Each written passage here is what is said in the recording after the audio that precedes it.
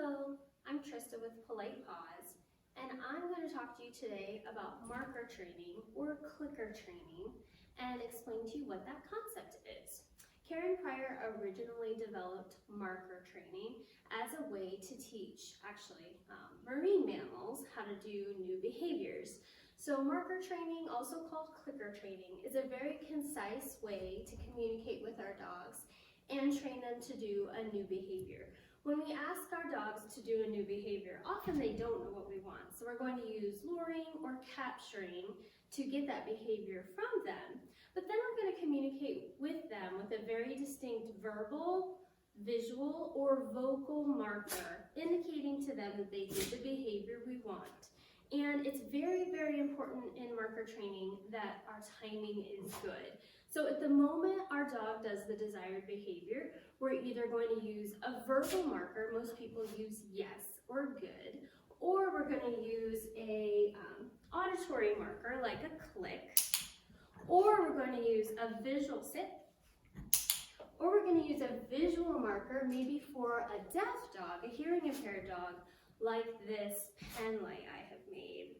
So Bitzy is not actually trained on the pen light. She is trained for the verbal marker, down, yes, yes, or the clicker, yes.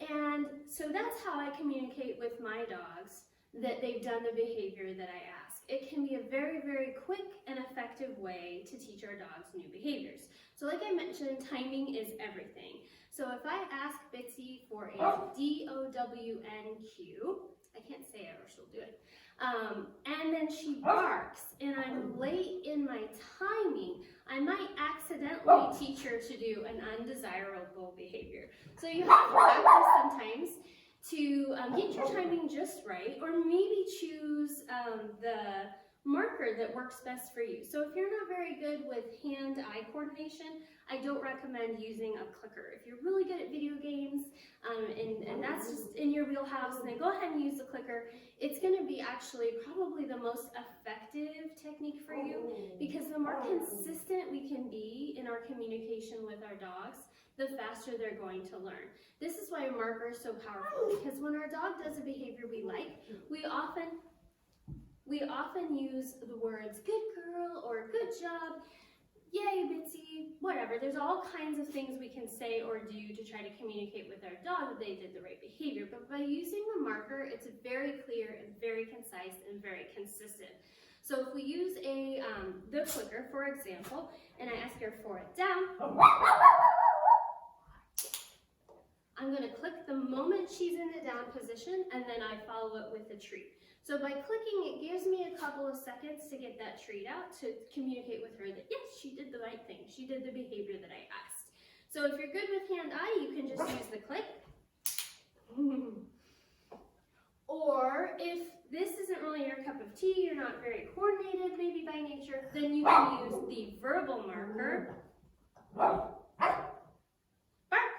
Yes.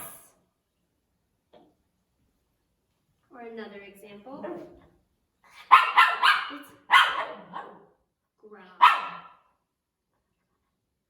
Growl. Yes. Good job. All right, so that's marker training. In some of the next episodes, I'll show you how to get very specific behaviors from your dogs.